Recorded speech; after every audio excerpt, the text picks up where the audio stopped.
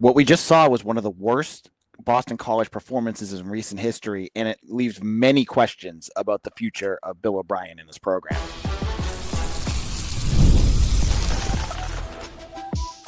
You are Locked On Boston College, your daily podcast on the Boston College Eagles. Part of the Locked On Podcast Network, your team every day. Hello, everyone, and welcome. This is Locked On Boston College, your team every day. I'm your host, AJ Black, and welcome to the special Locked On Extra postgame show. If you've never checked out Locked On Boston College, we're a daily Boston College podcast available for free on YouTube or wherever you get your podcasts. We're available 5 days a week, and I'm glad you're here. My name's AJ Black. I've covered Boston College for over a decade, and I have to say, I have not had a game that has reeked as much as this game did. If you were to ask me going into this game who I picked, go back to the episode with Mitch. We both picked Pitt to win this. I expected BC to play well in this game. Didn't expect them to play perfect, but I expected them to play well. They didn't play well. They played poorly. Every aspect of this game was bad. Just bad. You had an offense that couldn't move the football and turnovers. You had a defense that just looked absolutely atrocious to basically do whatever they want to you. Mason Heinschel, what did he throw for? 323 yards against you, while your quarterback, Dylan Larnigan, now in his fifth start, threw for 89 yards. And I look at this and I wonder to myself, what did I miss? What did I miss going into this game? I don't know. It seemed to me, watching this, they don't seem to be getting any better. We're seeing the same mistakes again, now week 4, over and over and over again. Bad tackling. Guys are wide open. You have no ability to get a pass rush unless you blitz, which we know is going to be a problem for BC. But how are they going to be able to survive these last, 8 games? 7 games? It's bad. And to lose in such a such a beat down fashion that you just got absolutely trounced by Pitt, who's 2-2 going into this game with a freshman quarterback who were playing without their star running back, Desmond Reed. And you still made them look like they were a Dabo Swinney Clemson team from 10 years ago. I have many questions about this. I do. I'm frustrated. I thought, Bill O'Brien said earlier this week that every game that they've played has been close. And I have carried that water for him for a while. Every game that they played last year, even the Virginia Tech game, there were moments where it was close. This was not close at all. I took a shower in the third quarter. I was going out to dinner later. I'm like, I'm not going to watch more of this. I'm going to go take a shower for 15 minutes and get myself ready for later. I didn't need to see all that. Like Dylan Larnigan, I don't know what Will Long is doing to try to fix this, but the regression and first 5 start struggles are absolutely real here. And I was saying earlier in the game, as he was struggling, you need to get Grayson James in there soon. And I honestly thought they didn't get to him soon enough, because we saw Grayson James go off against Pitt last year. And I thought, hey, maybe you're already losing by a lot. Let's just let him try to see if he can figure something out. I look at what Bill has said, Bill O'Brien. And, I understand the last 3 games, and I've said this before, you lost in some really weird ways. And, the Michigan State game, you had a weird fumble. The Stanford game, you had the bad snap. But they all piled up to just close losses. This game, it felt like all of those piled up to a bad loss. And what worries me about this was what I've been saying for the last 3 weeks. That September was supposed to be that part of the season where you're able to stack up some wins so that if you play a Pitt or you play a Clemson and you have a game like this, you can absorb it. However, you already lost all those games, one possession here, one possession there. Now you're playing tougher games, and look what happens. You get blown out. So I look at this loss, and it really does worry me. It worries me not only about the future of this year, but of where things are going, because it doesn't seem like things are heading anywhere near the right direction. I'll start with roster management. Okay. I'm not here to bash kids. That's not what I do. But I have said all along that the winter transfer portal window, I was not a huge fan of what Bill O'Brien did. He went out there, and instead of going for guys that have played in the Power Four like Jeff Hafley did, he went for all FCS guys. And now when you have Quintavious Hutchins down, you have Bam Crouch down, you have your starting two, cornerbacks down, you are missing the depth to do anything. You don't have guys that can, you have guys like Favor Bate looked okay. You have, Anya Nuisi in previous games looking okay, but you didn't get a guy. Like, you look back to what Jeff Hafley did.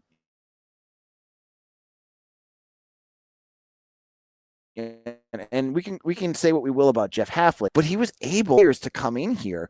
Graham Mobley. Oh, looks like I'm losing. Well, there we go. Isaiah Graham Mobley. Guys like Max Roberts, guys that came in on defense and immediately did things to help you out. So I look at what BC did today. I don't want to say they quit, but it seems certainly I could see that it looked like it out there.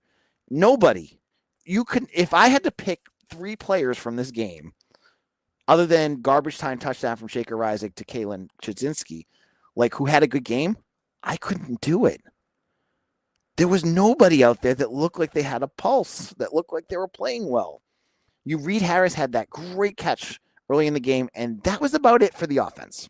Everything else we saw was bad. And what worries me about the future about this is if you're a video game player, you're going from medium difficulty to hard difficulty, because you're playing Clemson next week, who seemed to figure things out today against UNC and let out a lot of anger. Think about what you're going to walk into next week when BC plays Clemson. You're not playing Kenny Johnson, who had a career day against your secondary. You were playing against first-round draft pick Antonio Williams and potential first-round draft pick Bryant Wesco on the offensive side of the ball. Your secondary hasn't been able to stop anybody. These are 2 really good wide receivers with a very good quarterback throwing him the football. That seems to me like a recipe for trouble. Additionally, you played probably the best defense you've played all season this year, and you couldn't do anything. Will Long's offense just looked completely overwhelmed. They weren't in, the play calling, you can say what it is. It looked like a lot. And I had to watch the film back. This is just my first, obviously watch through, and God, I pray for Mitch. He's going to do second and third through. But it seemed like a lot of dump off passes. And when you're playing a speedy defense, they were just flying in and killing.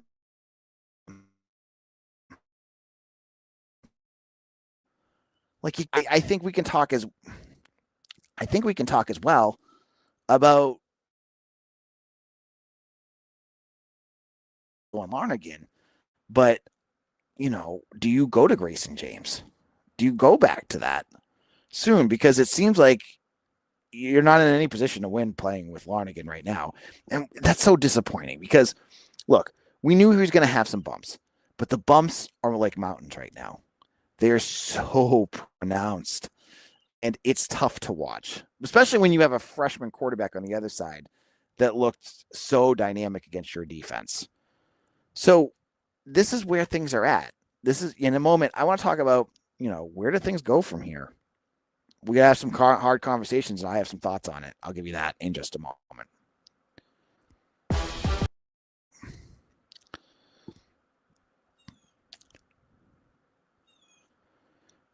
This episode is brought to you by Mazda's Moving the Game Forward. For those who believe that it's not just about playing the game, it's about redefining it. These are the moments that do more than put points on the board, that move crowds, move culture, and keep moving the game forward. This week's moment that moved the game forward has no one to do with BC I'm going to pick Kenny Johnson of Pitt because I cannot pick in good faith anyone from Boston College. So I'm picking Kenny Johnson. The moment that defines the game made it, he was clearly the best.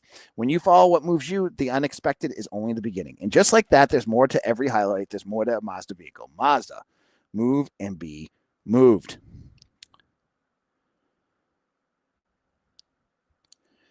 It's the weekend. Time to look back and crown this week's MVP on Who Delivered, powered by DoorDash. Just like you can win every Saturday with DoorDash streak savings more every time you order. These players delivered when it matters most. So let's break it down. For Pitt Panthers, it was their quarterback who delivered in a big way. He made Boston College's defense look sloppy. He made a ton of good passes, and he looked like the best player out there with no hesitation and no delay. And if you've been watching week after week, this performance wasn't a fluke. He is on a streak. And just like Pitt's quarterback, DoorDash delivers your Saturdays with DoorDash Streak. Save every Saturday you order. Stack it up all season, and you could save up to $250, including $100 in DoorDash credits. Order this Saturday. Keep the streak alive. Fuel your game day only with DoorDash. Terms apply. Promo period through 11/18. Locked on Boston College, AJ Black here. And yeah, I love doing reads when I have to pick a player from BC when no one did anything, but that's where we're here. So we're talking about this loss. And where do you go from here? What happens from here?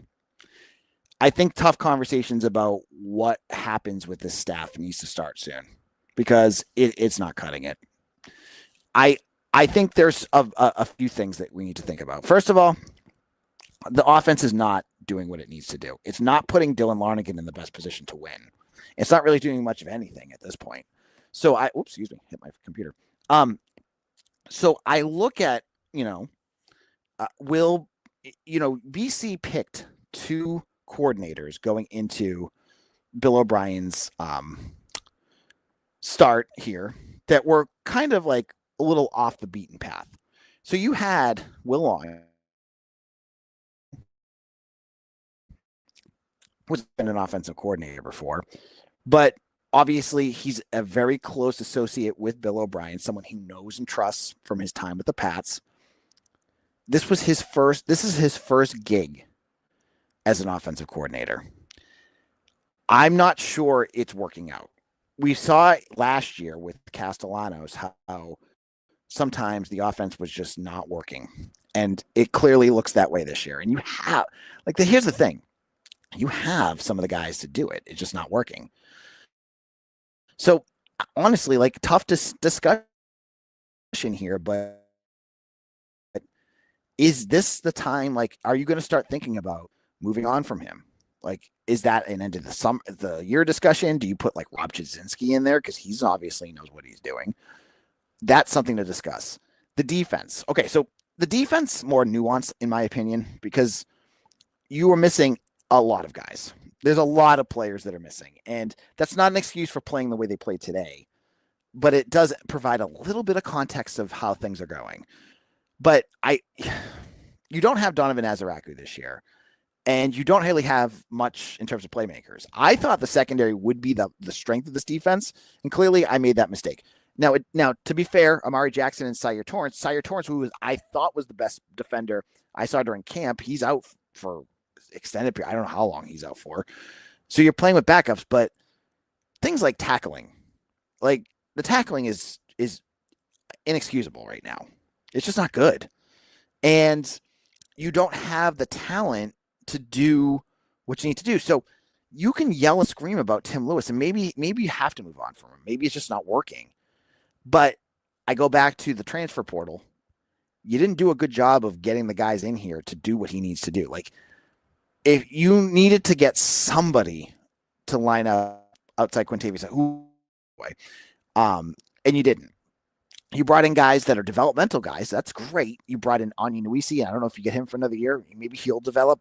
Favor Bate, another year, maybe he'll develop.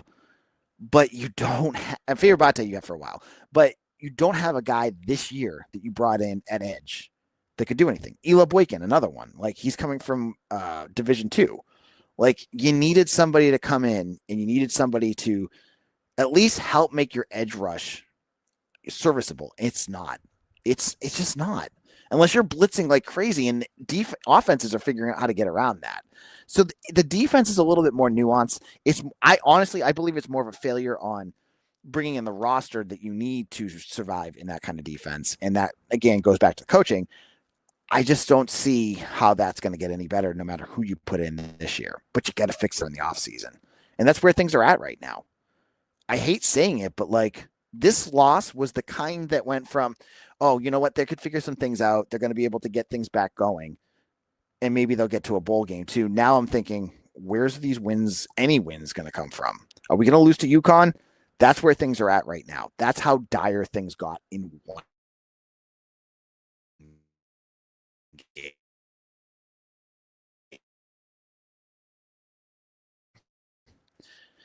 It's my camera again.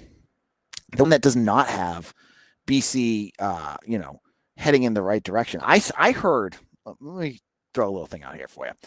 Locked on ACC, their host, Kenton Gibbs, is not a big fan of Bill O'Brien. He has said that over and over again. He's told me he's not a big fan of Bill O'Brien, and he has his reasons. But they had a clip up on Twitter earlier this week.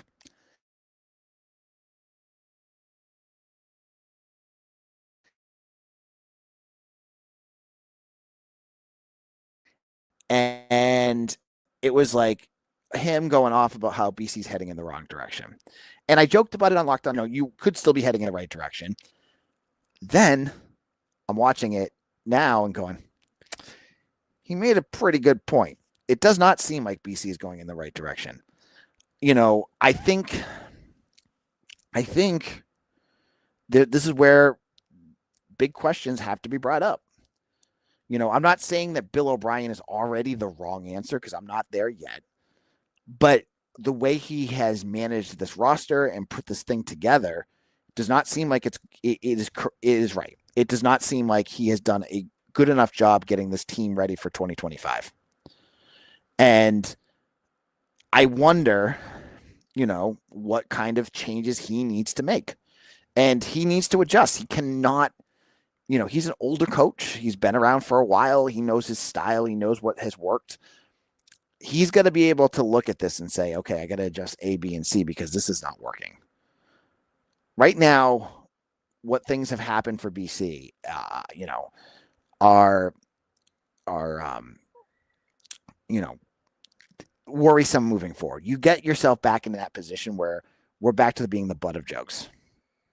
You guys hate that, right? Like you go on Twitter and everyone's making jokes about BC and how irrelevant we are. Well, we're back to being irrelevant again. I don't see anyone, coming in right now to fix this immediately.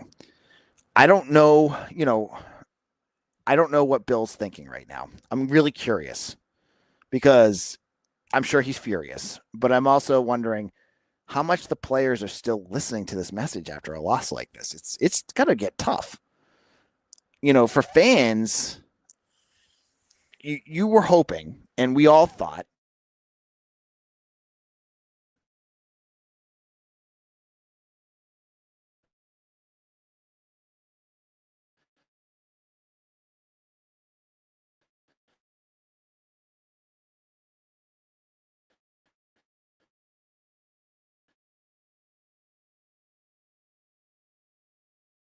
that today that the team just is kind of tuned out. It looked to me like they were tuned out. Like they're not tackling, they're not making the right plays. You got Luke McLaughlin getting ejected. I don't blame him on that. That was a bang play. And like, what's he supposed to do there? But like, you're watching this and you're going, what happened? Why did everything fall apart so fast? I'm telling you, I watched a camp. He runs a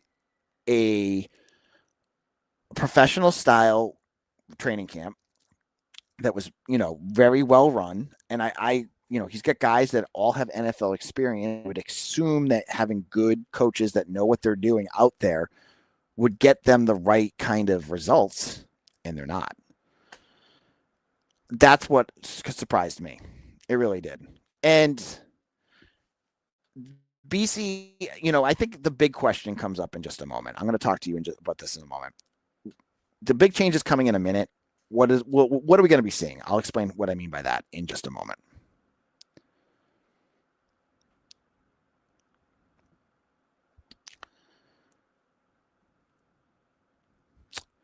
Peloton is shaping the future of fitness with their brand new Peloton Cross Training Tread Plus, powered by Peloton IQ. It's their most advanced equipment yet, designed to give you real-time guidance and endless ways to move. Whether you're running, lifting, or cross-training with your favorite instructors, this is training reimagined. Peloton is built for breakthroughs with tools that help you plan, stay motivated, and reach peak performance. The swivel screen is a game changer. You can go from running on the Tread Plus to strength training without missing a beat. And the personalized class recommendations keep you engaged. You get the workouts tailored to your vibe and energy level each week. So let yourself run, lift, flex, and push forward. Explore the new Peloton Cross Training Tread Plus today at onepeloton.com.